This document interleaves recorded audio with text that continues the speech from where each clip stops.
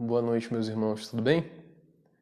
Eu espero que esse vídeo encontre todos vocês bem, em suas casas, onde quer que vocês estejam, e que vocês já consigam se arrumar nos seus lugares aí, ajeitar seus assentos, chamar as pessoas que vão assistir junto com vocês, ou se você vai assistir sozinho, que você consiga se acomodar bem. Não esqueça de pegar a sua Bíblia, tá com a sua Bíblia, checar aquilo que eu vou falar nas Escrituras, certo? Tudo que eu vou falar tem que passar pelo crivo das Escrituras, tá bom?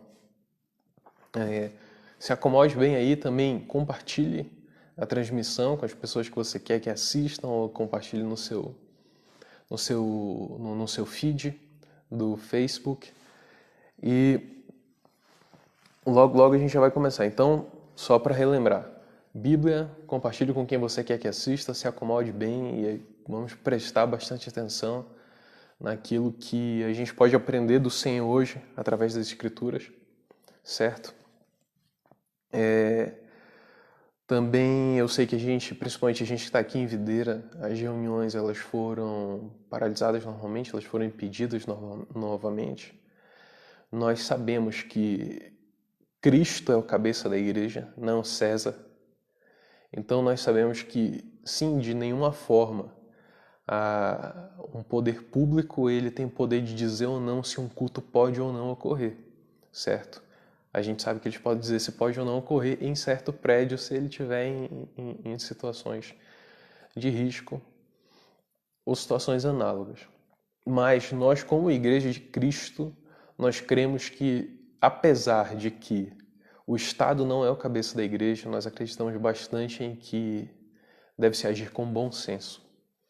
Então, voluntariamente, sim, todas as vezes que nós entendemos que as autoridades públicas elas agem com bom senso e elas emitem ordens em relação à igreja e a igreja acata essa ordem voluntariamente, de maneira que ela entende que sim, é de acordo com as Escrituras, que se preserve o povo naquela situação.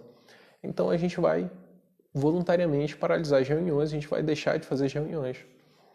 Porque nós cremos sim que Cristo é quem manda na igreja.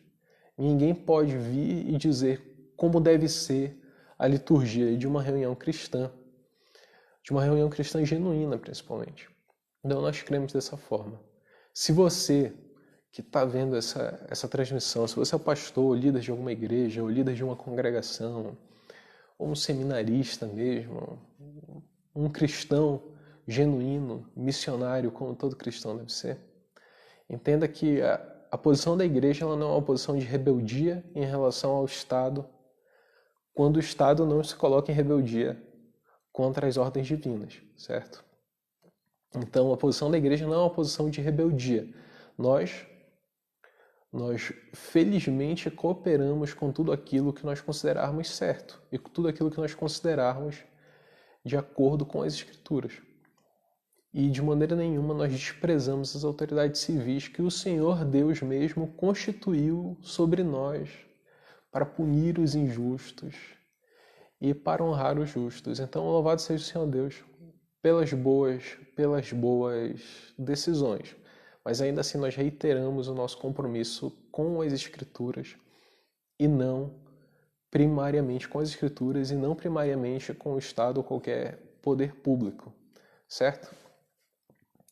Então, passado mais essa questão polêmica, que alguns podem considerar polêmica, vamos para uma outra questão muito mais polêmica e muito mais séria, pertinente para os nossos tempos. Nós estamos fazendo a exposição de 1 Coríntios 15. Todos os domingos nós avançamos um pouco mais de acordo com a graça de Deus e de acordo com aquilo que o Senhor Deus ele tem permitido que nós façamos. Hoje nós vamos fazer a exposição de 1 Coríntios 15, do versículo 20 ao versículo 23. Então você já abre sua Bíblia, procura aí 1 Coríntios 15, do versículo 20 ao versículo 23. Nós vamos seguir a seguinte ordem novamente. Nós vamos ler esse trecho das Escrituras, em seguida nós vamos orar, e eu peço que todos nós oremos juntos, em conjunto, mesmo à distância. E após isso, o terceiro passo é que nós vamos começar a exposição. Amém? Então, se você já abriu sua Bíblia aí em 1 Coríntios 15, 20 a 23, diz assim: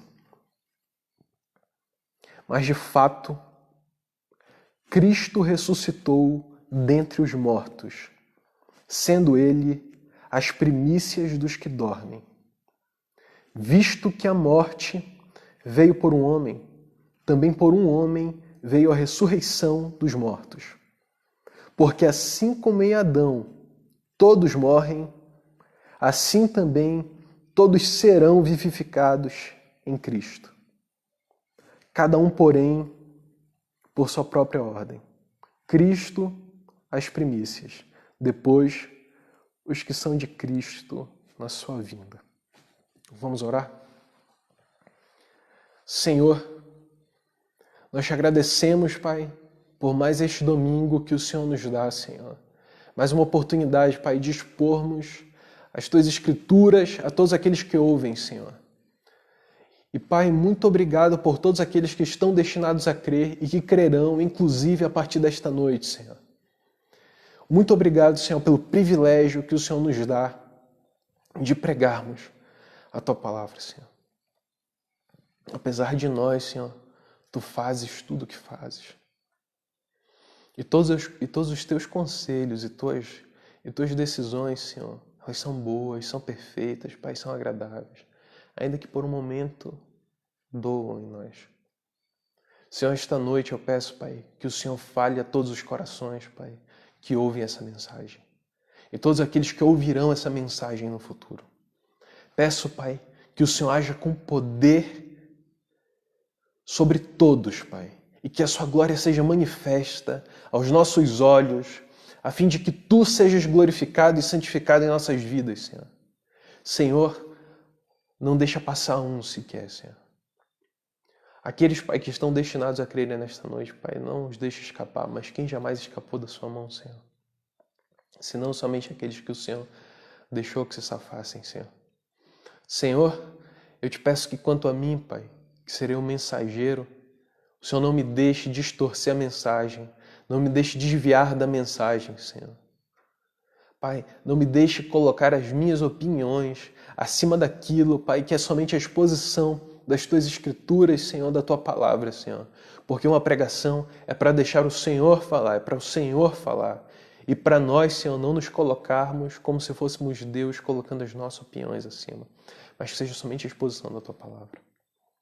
Fala a cada um dos corações, inclusive a esses corações, Pai, especialmente a esses perturbados em dúvida, como se seus peitos e corações estivessem rachados, Pai.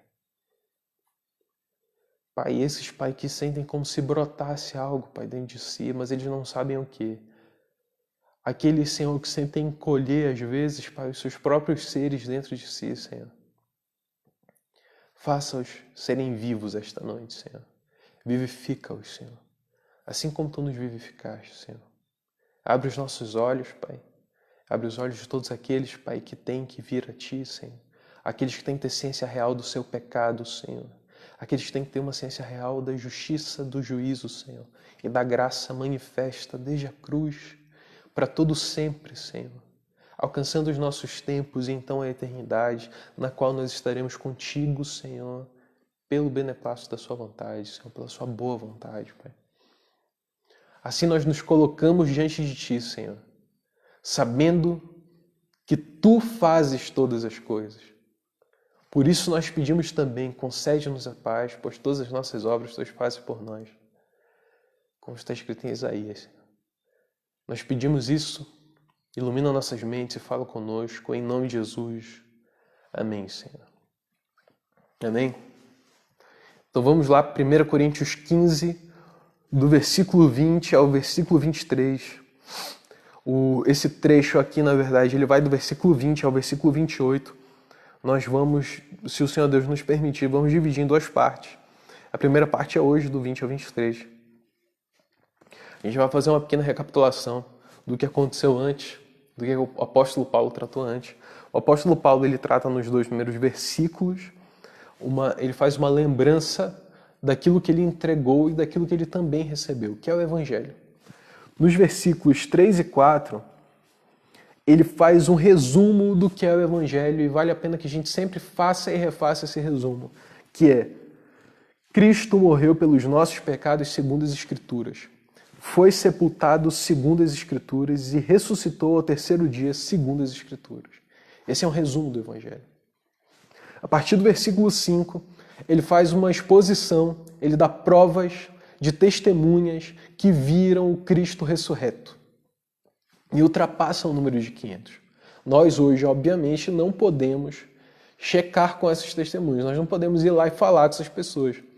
Mas nós temos o relato delas escrito na Bíblia, que é não só uma carta de Deus para nós, mas ele é um documento histórico muito confiável.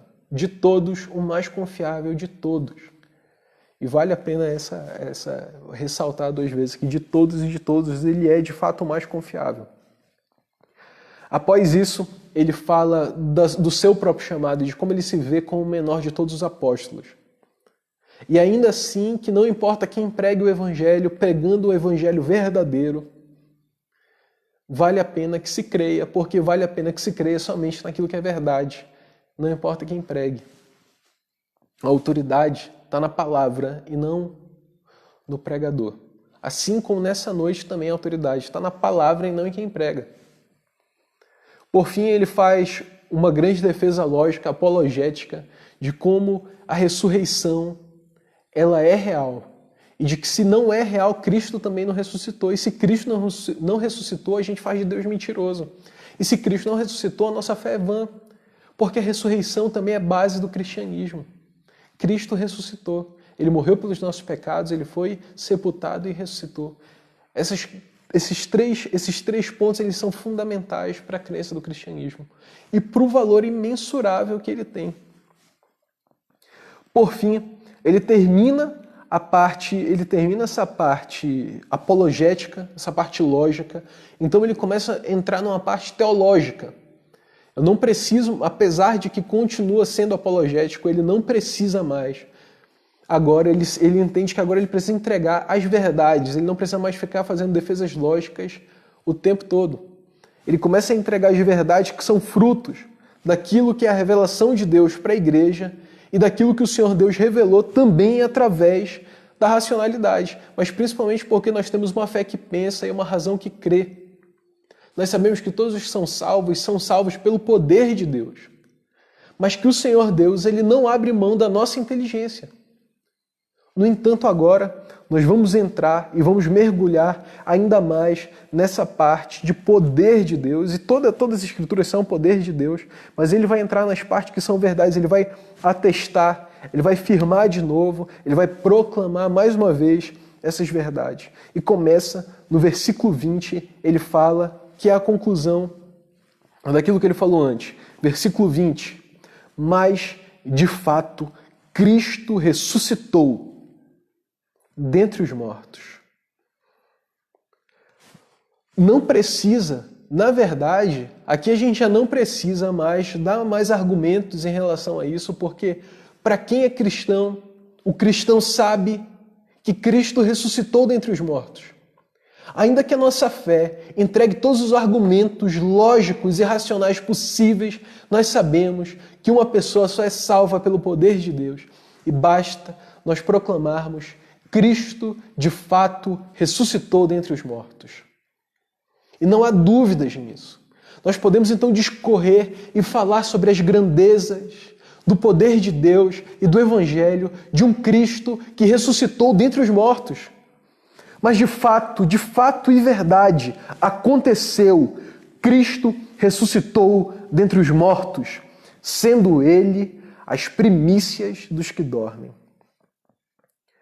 Em As Primícias dos que Dormem, ele faz uma alusão ao que ocorre ali em Levítico 23. Levítico 23:10 estabelece a lei para as primícias. Então, todas as vezes que um homem ele fazia a colheita do seu campo, ele tinha a primeira cega, ele recolhia um molho de primícias e levava ao sacerdote para os consagrar a Deus e os entregar a Deus. E o que isso significa aqui? E o que significava antes e o que significa aqui também? Significa que Cristo, sendo as primícias dos que dormem, ele é como aquele molho de colheita, aquele feixe de coisas colhidas que era levado até o sacerdote. Ele dizia que aquilo significava que todas as vezes que se entregava as primícias, se dizia também, Senhor, não só as primícias, mas como tudo que eu tenho é teu. E as primícias, elas serviam de consagração de todas as coisas que se colheria naquele tempo. E também como uma forma de entregar a Deus e dizer, Senhor, assim como é teu, eu peço que tu aceites isso tudo como teu, Senhor. E assim como hoje também, tudo que nós temos, os nossos bens, tudo o que nós temos, a nossa vida, que é o maior bem que o Senhor Deus nos deu, e as nossas famílias e todas aquelas coisas por quais nós somos responsáveis, nós entregamos a Deus. As primícias foram para Deus, para que Ele nos aceitasse por completo. Hoje Ele não cobra as primícias como antes, mas ainda assim todas as coisas são de Deus. E sim, de fato, tem uma maneira de você roubar a Deus se você não dá a Deus aquilo que é dele, de direito. E todas as nossas coisas são dele. E se você não se entrega a Ele, e se você tem sido um cristão que não quer se entregar a Cristo por completo, você tira de Deus aquilo que é dele. E claro, como que eu vou roubar a Deus? É assim que se rouba a Deus. Mas nesse caso, Cristo é a primícia dos que dormem. Ele é as primícias dos que dormem. Ele vai e, em primeiro lugar, ele se oferece a Deus. E quando ele se oferece a Deus, assim como as primícias do Antigo Testamento, o Senhor Deus o aceita, aceitando também que todos aqueles que ele comprou pelo seu sangue na cruz do Calvário também são seus. E Cristo é as primícias dos que dormem, ou seja, de todos os que morreram naquele tempo e os que estão mortos hoje também e que morrerão no futuro, até que Cristo volte, quando não mais haverá morte. Todos esses são aceitos por Deus. E o apóstolo Paulo está entrando no campo da ressurreição, não só de Cristo, mas também dos santos no futuro, no dia do Senhor. E o dia do Senhor virá, porque o nosso Cristo ressuscitou. E hoje ele está sentado e reina, e ele voltará como juiz e julgará essa terra, julgará a todos. Fique muito atento, porque se isso é verdade, se você sabe disso agora, e se você não se lembrava e foi relembrado disso agora, o que você vai fazer sobre isso? Qual é a sua atitude em relação a isso que o Senhor Deus fala na sua palavra? Mas de fato, Cristo ressuscitou dentre os mortos, sendo Ele as primícias dos que dormem. Ele se entregou como as primícias dos que dormem, para que todos os que dormem sejam aceitos em Cristo por Deus. 21. Visto que a morte veio por um homem, também por um homem veio a ressurreição dos mortos. Por quem veio a morte? A morte veio por Adão, o primeiro homem. E o último Adão, o segundo Adão, que é Cristo, por ele veio a ressurreição dos mortos. Mas veja bem, que o apóstolo Paulo ele fala que veio a morte, visto que a morte veio por um homem. Por um homem, a morte entrou em toda a humanidade. Todos pecaram e destituídos foram da glória de Deus. Romanos 3, 23. Não há quem faça o bem e não há um sequer. Todas as nossas obras de justiça diante de Deus, comparadas às obras de Deus, são como trapos de imundícia. Essa é a situação da humanidade. E é por isso que o cristianismo é tão difícil de engolir. Porque o cristianismo ele é uma religião que ofende, se nós podemos chamar de religião, mas se for, é uma religião que ofende. A mensagem da cruz é uma mensagem que ofende, porque ela disse que você também é herdeiro da morte por Adão. E como filho de Adão, você também recebeu toda a maldição do pecado na sua vida e no seu ser, na sua existência. E você não tem como fugir daquilo que você é, a não ser que algo lhe aconteça. Por isso, a mensagem da cruz ofende, e é por isso que tantos se revoltam contra ela. O que nós podemos fazer se não ir a Cristo? Saiba que todos pecaram e destituídos foram da glória de Deus. E por um só veio a morte a todos. Quando Adão caiu, ele não morreu na hora instantaneamente, mas ele começou a morrer, até que finalmente ele morreu. E espiritualmente, Adão morreu. E todos nós temos estado mortos em nossos delitos e pecados, exceto pelos que creram. Porque ele vos deu vida, estando vós mortos em vossos delitos e pecados. Mas ele deu vida aos que creram. Continuando, ele diz assim: visto que a morte veio por um homem, ou seja, todos são herdeiros dessa maldição do pecado que entrou por Adão, também por um homem veio a ressurreição dos mortos. Também por um homem veio a ressurreição dos mortos. Por Cristo. Esse é o nome. E Cristo foi homem, sim. E é Deus e homem. Ele é o Deus homem. Ele não perde a sua humanidade. Ele é o representante, ele é o nosso cabeça federal. Ele é o representante da humanidade na aliança com Deus Pai. Louvado seja o Senhor por isso. Porque se o nosso Deus não fosse um Deus de alianças, o que seríamos nós? O que seria de nós se não fosse o nosso Deus? Um Deus tão gracioso que mandou o seu Filho, que morreu numa cruz, que foi sepultado e ressuscitou, e com ele veio a ressurreição de mortos. Só que você pode dizer, tá, e quando essa ressurreição de mortos começou a acontecer? Porque é muito raro que um morto venha ressuscitar. Talvez dos que assistem, é muito provável isso, ninguém viu um morto ressuscitar aqui. Que ressurreição de mortos é essa? E na continuação nós podemos entender. Porque no versículo 22 diz assim: porque assim como em Adão, que é o primeiro homem, todos morrem, assim também todos serão vivificados em Cristo. E nós precisamos explicar e entender o versículo 21 junto com o versículo 22, porque é como se eles fossem uma só mensagem. E diz assim: porque assim como em Adão todos morrem, assim também todos serão vivificados em Cristo. Significa então que todos serão salvos? Que todos receberão a vida de Cristo em si? Não.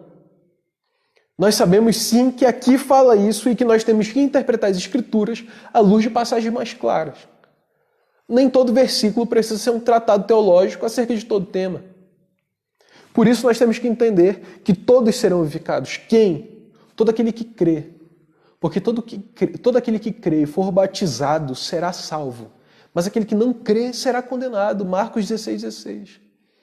E assim como nós falamos no versículo anterior citado, em Efésios 2, diz: ele vos deu vida, estando vós mortos nos vossos delitos e pecados. E mais à frente ele fala: porque pela graça sois salvos, mediante a fé. Isto não vem de vós, é dom de Deus, não de obras, para que ninguém se glorie. Os salvos são aqueles que creem. Os vivificados são aqueles que creem, que crerão. E que creram no passado também. Não há um que seja salvo, que não tenha crido. Não há um ciente da realidade que não tenha crido, que seja salvo, no caso.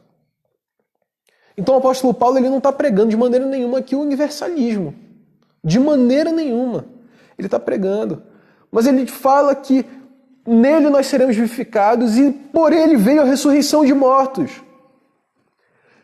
Muitos falam, tentando derrubar a doutrina da ressurreição verdadeira, a doutrina da ressurreição genuína, que é a doutrina cristã.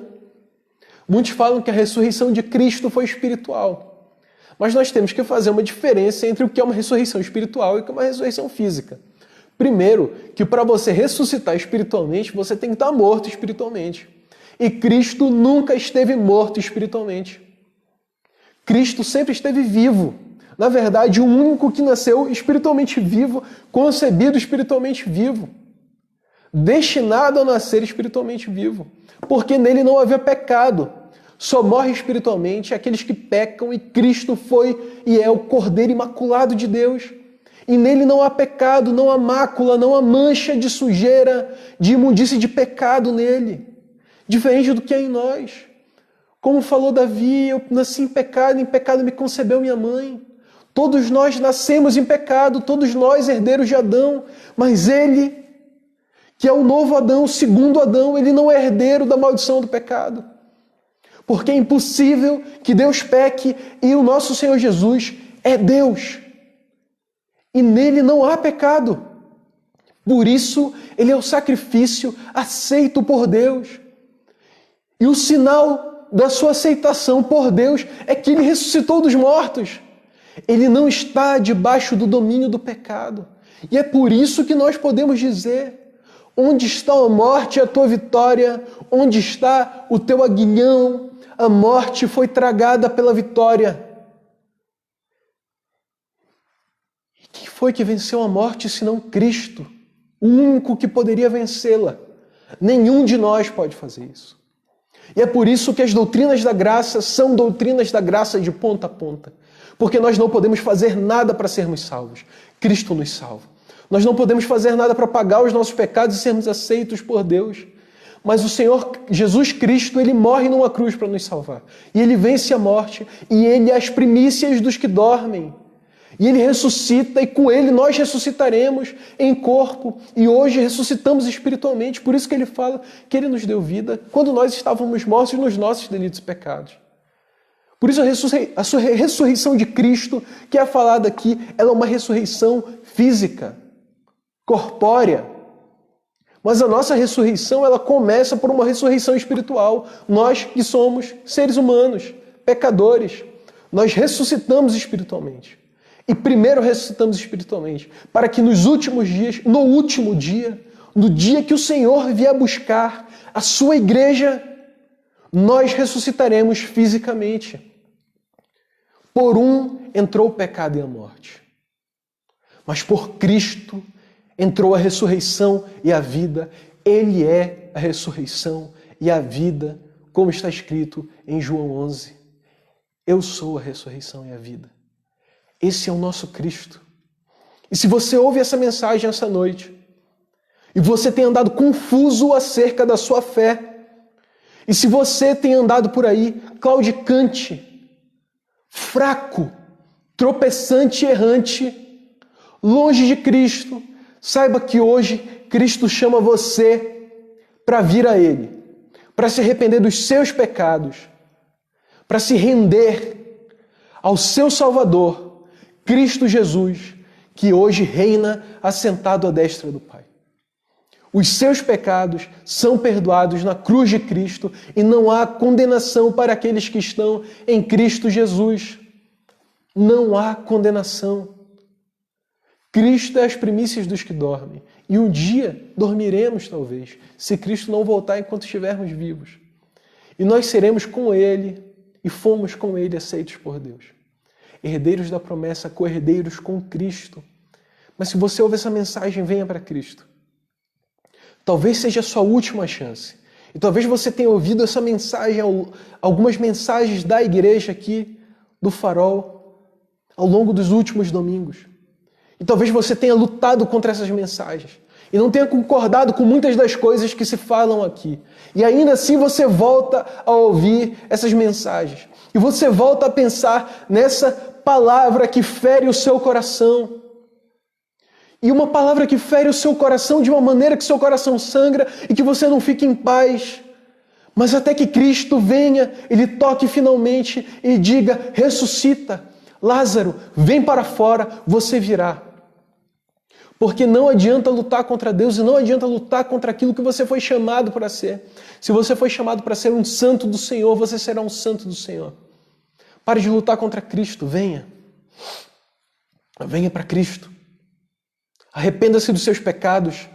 Saiba que um cristão só pode ser cristão se ele se arrepender dos seus pecados. E mesmo que ele não saiba quais são todos os seus pecados, mas que ele saiba aqueles que ele tem cometido.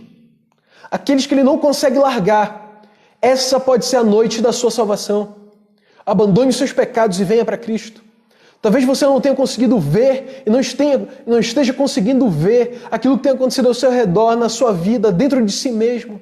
A perturbação que lhe ocorre dia e noite, quando você vaga como que sem destino, pelas madrugadas adentro, pelas noites afora, pelas manhãs perturbantes, como que às vezes nem mesmo as luzes do céu e a luz do dia conseguem iluminar a sua alma e dar calor à noite escura e fria que ocorre dentro do seu ser. Talvez você ande extremamente perturbado e você saiba o que é certo e você não consegue fazer. Venha para Cristo essa noite. Venha para Cristo assim que você ouvir essa mensagem. Não abra mão daquilo que Deus está entregando para você hoje. E se Deus está chamando você hoje, você virá. Quem poderá resistir àquilo que Deus ordenou? Quem poderá resistir aos decretos de Deus? Ainda assim você tem uma responsabilidade. Venha para Cristo. Venha para Cristo. Seja vivificado onde você está. Venha para Cristo. Se você sente no seu coração, fale conosco. A gente está aqui para ouvir. A gente está aqui para orar com você. Nós somos tão poucos aqui, ainda assim nós somos tantos o suficiente para falar com quem vier e ouvir. Venha para Cristo. Ao fim, no versículo 23, o apóstolo Paulo fala: cada um, porém, por sua própria ordem, Cristo as primícias, depois os que são de Cristo na sua vinda. Ele então explica finalmente a doutrina da ressurreição dos santos também. Cristo as primícias, Cristo já ressuscitou. Ele é as primícias. Por conseguinte, ele diz depois os que são de Cristo na sua vinda. Quem serão os vivificados? Quem serão os ressurretos em Cristo? Os que são de Cristo. Você sabendo dessa mensagem, eu lhe pergunto, você está em Cristo? Provando seu coração dia a dia, apesar dos seus pecados, você está em Cristo? Você se arrepende dos seus pecados e os abandona? Você se reconcilia com Deus e com a sua família? Você se reconcilia com aqueles que estão próximos de você?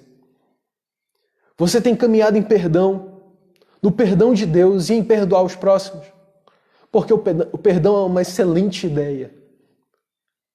Até que a gente precise perdoar alguém. Você tem caminhado assim? O Senhor Deus tem falado ao seu coração? Você tem se arrependido, então você é de Cristo. Mas se isso não tem acontecido a você, se você não crê no Senhor Jesus como seu Senhor e Salvador, se você não tem vindo a Ele em arrependimento, se você não tem tentado caminhar em santidade e você não tem mudado a sua vida das últimas coisas que você tem vivido nos últimos anos, então você não está em Cristo. E se você não está em Cristo, essa é a sua hora. Venha, arrependa-se e venha para Cristo. Ouça o chamado, como a trombeta que ressoa, atestando que o Senhor em guerra vem, em guerra contra o pecado e para salvar a sua igreja. Apenas venha, no fim, fazendo parte, no dia onde todos serão ressuscitados. Mas primeiro, os que ressuscitarão para a vida. Os ímpios também ressuscitarão e passarão pela segunda morte. Nós que cremos não passaremos pela segunda morte. Essa mensagem pode ser pesada, essa mensagem ela pode ser polêmica, mas é a mensagem da cruz para toda a igreja de Cristo. Não só eu estou pregando essa mensagem essa noite, como muitos pregaram ao longo dos séculos e muitos têm pregado também essa noite. Baseados em outros versículos da mesma Bíblia. Você pode atestar todas as coisas que eu falei essa noite nas Escrituras, pelo crivo da palavra. Mas a mensagem final que fica é: venha para Cristo. Sem 3 pontos do que nós podemos aprender. A mensagem é: venha para Cristo. Amém? Vamos orar. Senhor Jesus, graças te damos, Senhor, pela mensagem que o Senhor nos entregou, Pai. Primeiro a mim hoje, Pai, que eu estudei esse trecho. Muito obrigado, Senhor, porque hoje nós aprendemos mais de Ti e hoje talvez alguns de nós te conheceram pela primeira vez e outros te conheceram ainda mais, Senhor. Encha-nos de poder, Senhor. Encha-nos de graça, Senhor. Encha-nos de sabedoria, Pai. E de coragem, Pai, para levarmos o Evangelho para todos os lugares que nós formos, Senhor. E pregarmos em tempo e fora de tempo, quer seja oportuno, quer não, Pai. Usa esta igreja, Pai, que o Senhor plantou aqui na cidade de Videira. Faze-a crescer, Senhor. Mande-nos a colheita, Senhor. Que nós vamos, Senhor, e nós lutemos no campo, Pai. E talvez morramos no campo, Senhor. Mas que a gente vá, pregue e morra. Porque essa é uma vida que vale a pena viver. Uma vida onde vale a pena morrer por Ti, Senhor. Eis-nos aqui, Senhor. Faça de nós aquilo que Tu queres. Abençoa todos aqueles que ouvem essa mensagem, Pai. Derrama Teu Espírito sobre eles. Quebrando seus corações. Guarde-os dessa doença, Senhor. Se pegarem, que sejam assintomáticos, que sejam leves, Senhor. Que eles não percam nenhum daqui da igreja, Senhor, mas pelo contrário, Senhor, salva-os, Senhor. Guarde-os, Pai. Se aqueles que foram infectados, Senhor, sários, Senhor, eu te peço, Pai. Dê sabedoria, Pai, a todos nós, Pai.